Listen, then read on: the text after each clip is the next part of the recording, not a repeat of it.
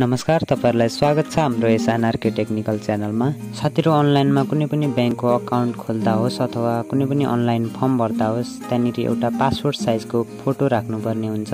आजको यस भिडियो अन्तर्गत रहेर त्यही पासपोर्ट साइजको फोटो चाहिँ मोबाइलबाट कसरी सजिलै तरिकाले बनाउन सकिन्छ भन्ने बारेमा बताउन गइरहेको छु। त्यसको लागि भिडियो अन्तसम्म हेर्नु होला।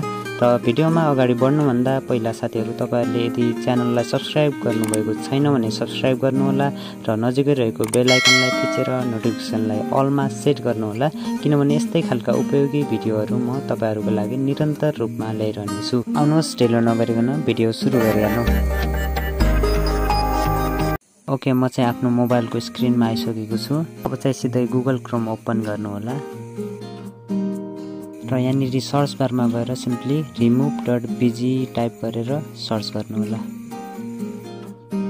यसपछि यस्तो इन्टरफेस खुल्छ। अब चाहिँ यहाँनिर सिम्पली अपलोड इमेजमा क्लिक गर्नु होला र म चाहिँ यहाँनिर एउटा फोटो सिलेक्ट गरिहाल्छु र डनमा क्लिक गर्छु। देख्न सक्नुहुन्छ यहाँनिर फोटो अपलोड हुँदैछ। फोटो अपलोड भइसकेको छ। अब चाहिँ यहाँनिर माथि टप राइट कर्नरमा यहाँनिर एडिट भन्ने अप्सन छ, यसमा क्लिक गर्नु होला। यो पासपोर्ट साइजको फोटोको ब्याकग्राउन्ड चाहिँ सकभर एउटै कलरको राख्दा राम्रो देखिन्छ। सो यहाँनिर तल कलर सिलेक्ट गर्ने अप्सन रहेको छ, यसमा क्लिक गरेर आफूले चाहेको कलर सिलेक्ट गर्न सकिन्छ यसरी। र यहाँनिर यता दायाँतिर स्क्रल गर्दाखेरि यहाँनिर विभिन्न ब्याकग्राउन्ड कलरहरू देखाएको छ, यसमा क्लिक गरेर पनि सिलेक्ट गर्न सकिन्छ। जस्तै यो राम्रो देखेन, यो राम्रो देखेन, यो राम्रो देखेन, त्यसरी यो व्हाइट र यो व्हाइट चाहिँ राम्रो देखेको छ। म यसलाई चाहिँ सिलेक्ट गर्छु र यहाँ माथि टप राइट कर्नरमा डाउनलोडको अप्सन छ, यसमा क्लिक गरेर डाउनलोड गर्छु। देख्न सक्नुहुन्छ डाउनलोड कम्प्लिट भइसकेको छ। र यहाँनिर ब्याक आउनु होला र गुगल क्रोममा गएर फेरि सर्च बारमा perso.com भनेर टाइप गर्नु होला र सर्च गर्नु होला। यो अघिको र अहिलेको दुईटैको लिंक चाहिँ म डिस्क्रिप्सनमा पनि राख्दिने छु, त्यहाँ क्लिक गरेर तपाईहरु सिधै यो पेजमा आउन पनि सक्नुहुनेछ।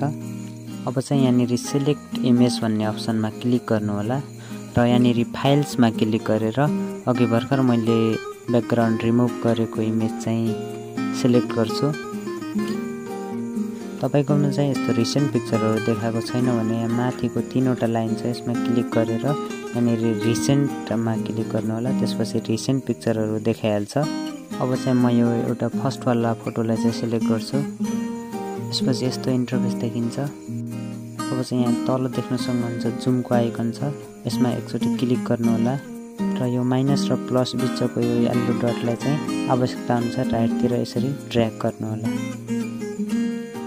यसपछि यो फोटोलाई चाहिँ हातको औँलाले ड्र्याग गरेर यसरी ठिक्क पोजिसनमा चाहिँ मिलाउनु होला र यो यतापट्टिको प्लस जस्तो आइकनमा क्लिक गरेपछि चाहिँ फोटोलाई तल माथि दायाँ बायाँ सार्न पनि मिल्छ। यसरी बिचमा पार्नु होला।